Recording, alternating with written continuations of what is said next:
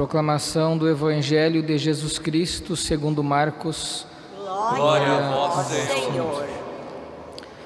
Naquele tempo, Jesus disse a seus discípulos: naqueles dias, depois da grande tribulação, o sol vai se escurecer e a lua não brilhará mais. As estrelas começarão a cair do céu e as forças do céu serão abaladas. Então vereis o Filho do Homem vindo nas nuvens, com grande poder e glória. Ele enviará os anjos aos 4 cantos da terra e reunirá os eleitos de Deus, de uma extremidade à outra da terra. Aprendei, pois, da figueira esta parábola. Quando seus ramos ficam verdes e as folhas começam a brotar, sabeis que o verão está perto. Assim também, quando virdes acontecer essas coisas, ficai sabendo que o Filho do Homem está próximo, às portas. Em verdade vos digo, esta geração não passará, até que tudo isto aconteça. O céu e a terra passarão, mas as minhas palavras não passarão. Quanto àquele dia e hora, ninguém sabe, nem os anjos do céu, nem o Filho, mas somente o Pai. Palavra da salvação. Se aproxima o final do ano litúrgico. No próximo domingo já iremos celebrar a festa de Cristo Rei do Universo. E na outra semana já vamos iniciar a primeira semana do Advento, um tempo de preparação para o Santo Natal. É próprio do final do ano litúrgico e também do início do Advento o tema da escatologia. O que é escatologia? Diz respeito às últimas coisas que nos irão acontecer. Diz respeito ao fim dos tempos. Quando falamos sobre esse tema, é comum algumas pessoas se desesperarem. Fim dos tempos, fim do mundo. Tem medo do futuro e tem saudade do passado, não vivendo como deveriam o tempo presente. Enquanto que outras pessoas, elas tendem a tentar adivinhar a data. Muitos já tentaram adivinhar a data do fim do mundo. Ninguém acertou até hoje. Eles são cheios de ansiedade e são focados na futurologia. Ambas visões, elas são equivocadas. E não é isto que a igreja nos ensina. O final dos tempos, ele deve ser visto como um encontro entre Deus e a criação. O encontro entre o Criador e as criaturas. Sendo que o Criador deseja dar um prêmio aos seus filhos, pela nossa fidelidade, o céu. O Criador quer nos dar isto. Mas, é claro, também nós podemos receber o castigo, não que Deus queira nos castigar, mas a condenação pode vir se nós formos ímpios, se nós não formos santos e, pelo contrário, fizermos o mal. Por isso, a necessidade de conversão. Advento, que vamos entrar em breve, como a quaresma principalmente, é tempo de conversão. E a nossa vida é uma grande quaresma. Uma grande conversão, devemos olhar assim a nossa vida. Devemos fazer a nossa parte para alcançarmos a salvação. Não apenas contar com o que o Jesus já fez na cruz. Ele fez tudo por você na cruz. Mas você precisa fazer tudo por Ele também. Oferecendo-se em sacrifício a Ele. Oferecendo também sacrifícios ao Senhor. É bom aqui entendermos o que a Santa Igreja nos ensina sobre o fim dos tempos. A igreja, ela acredita que este mundo não é eterno, não será para sempre. Existe um argumento de Santo Tomás de Aquino da contingência. Tudo que existe, um dia não existiu e um dia não vai existir. A gente é assim e o mundo é assim. O mundo então, um dia não existiu, hoje ele existe e um dia ele também não vai existir. Mas este mundo que nós conhecemos então, ele terá um ponto final. O Catecismo da Igreja Católica, quando fala sobre o 7º artigo do creio, de onde há de vir julgar os vivos e os mortos, nos diz assim sobre a grande tribulação que a igreja um dia passará. Assim nos fala então o artigo 675 do Catecismo: antes do advento de Cristo, a igreja deve passar por uma provação final, que abalará a fé de muitos crentes. A perseguição que acompanha sua peregrinação na terra desvendará o mistério da iniquidade, sob a forma de uma impostura religiosa, que trará aos homens uma solução aparente para seus problemas, mas à custa da apostasia da verdade. A impostura religiosa suprema é a do anticristo, isto é, um falso messianismo em que o homem glorifica a si mesmo no lugar de Deus e de seu Messias que veio na carne. Assim falou o Catecismo. Vejam, o ser humano, no final dos tempos, ele não vai mais adorar a Deus, ou pelo menos uma grande maioria. Eles não vão mais seguir o Deus que se fez homem, mas vão seguir o contrário, o homem que se fez Deus, e vai ser a ruína, a perdição de muitos. É dogma de fé de que este mundo, como nós o conhecemos, ele não vai existir para sempre, como já disse, mas vai acontecer uma grande tribulação, quando muitas pessoas vão perder a fé. Na grande tribulação, conforme aparece no Evangelho que nós ouvimos, o sol ele vai se escurecer, ou seja, Jesus, que é o sol da justiça, o sol nascente que nos veio visitar, ele não vai mais ser visto por grande parte dos homens. A lua não brilhará mais. Aqui a lua é a imagem da igreja, que perderá seu brilho e não mais vai ser vista como mãe e mestra que ensina as pessoas. Será desprezada e envolta em trevas. As estrelas cairão.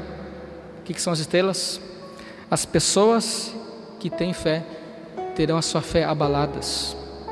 Mas no final Jesus voltará, assim está no Evangelho. Vereis o Filho do Homem vindo nas nuvens com grande poder e glória.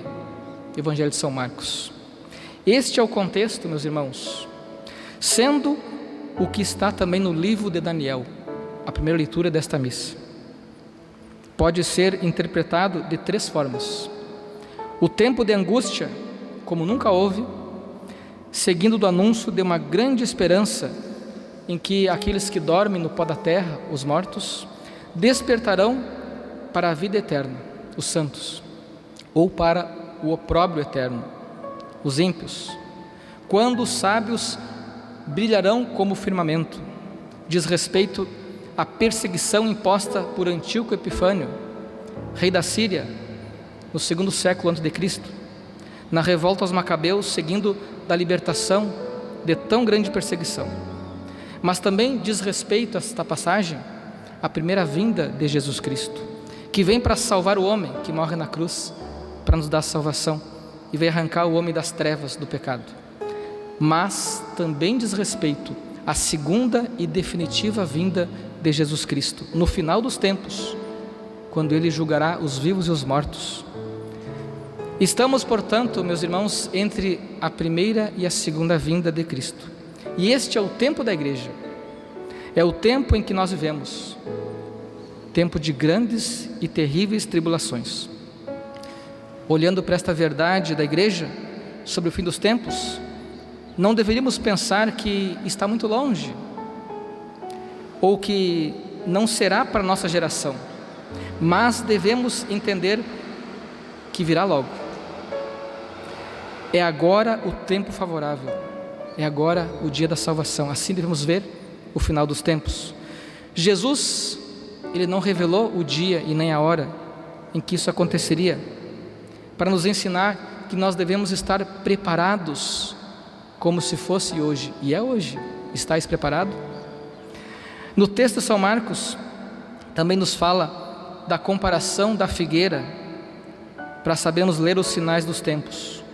Quando os seus ramos ficam verdes e as folhas começam a brotar, sabeis que o verão está perto. Assim também, quando virdes acontecer essas coisas, ficais sabendo que o Filho do Homem está próximo. Que sinais são estes? que apontam para um fim eminente? Basta, meus irmãos, vermos o crescimento dos contravalores do Evangelho presente no mundo de hoje.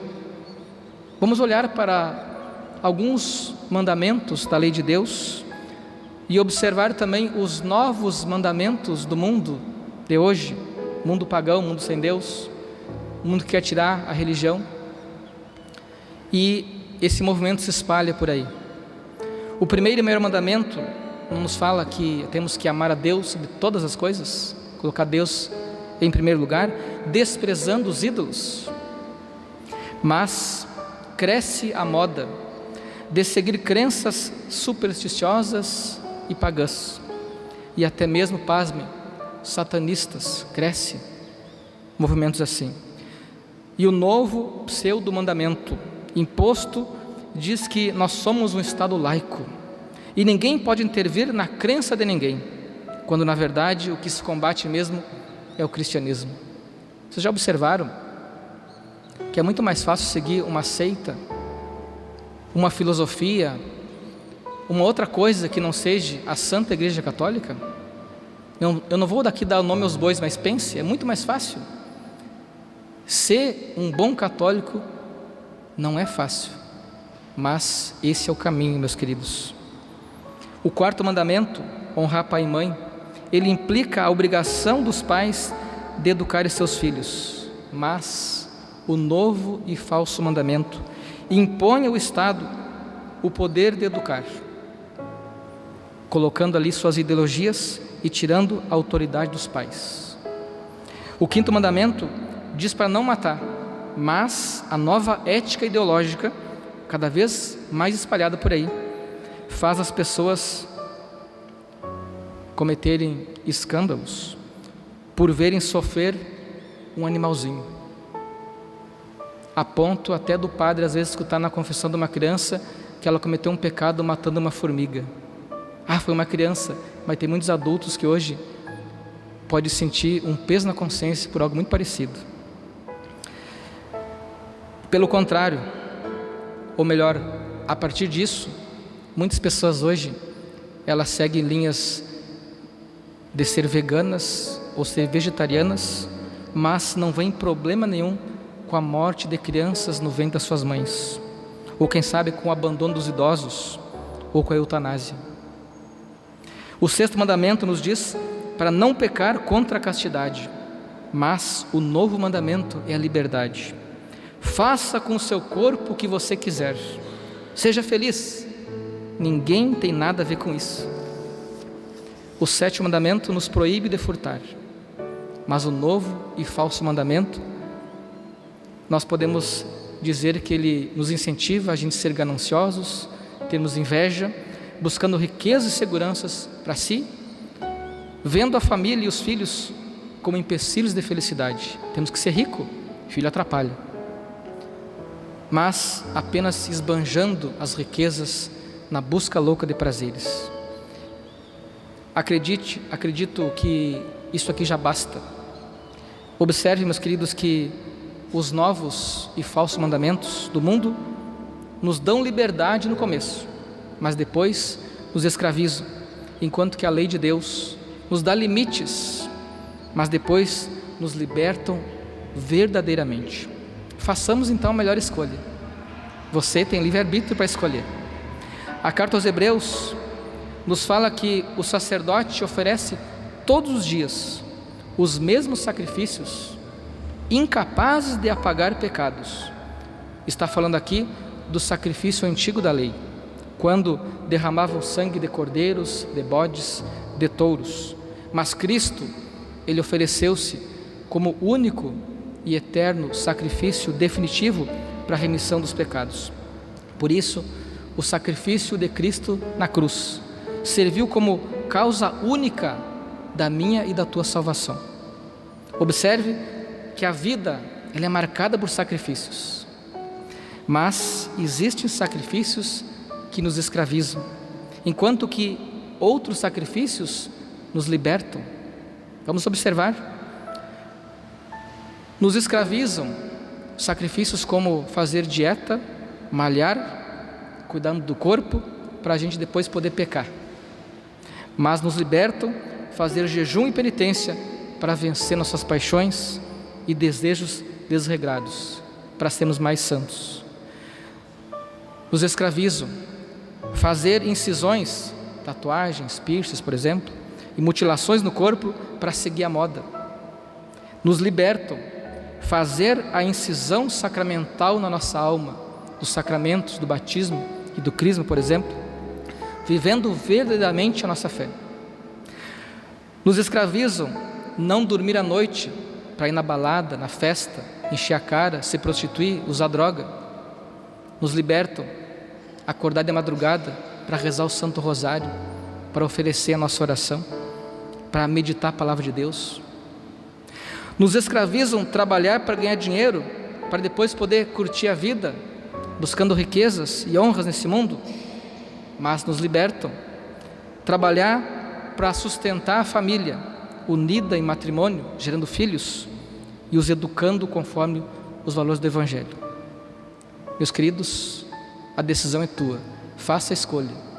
Não tem que você fugir de algum sacrifício, que você escolha aqueles que realmente o libertam. Não nos deixemos contaminar por esse mundo, mas transformemos o mundo.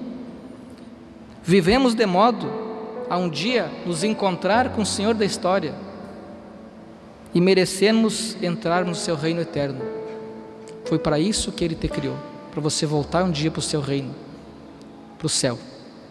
Que Deus nos ajude. Louvado seja nosso Senhor Jesus Cristo.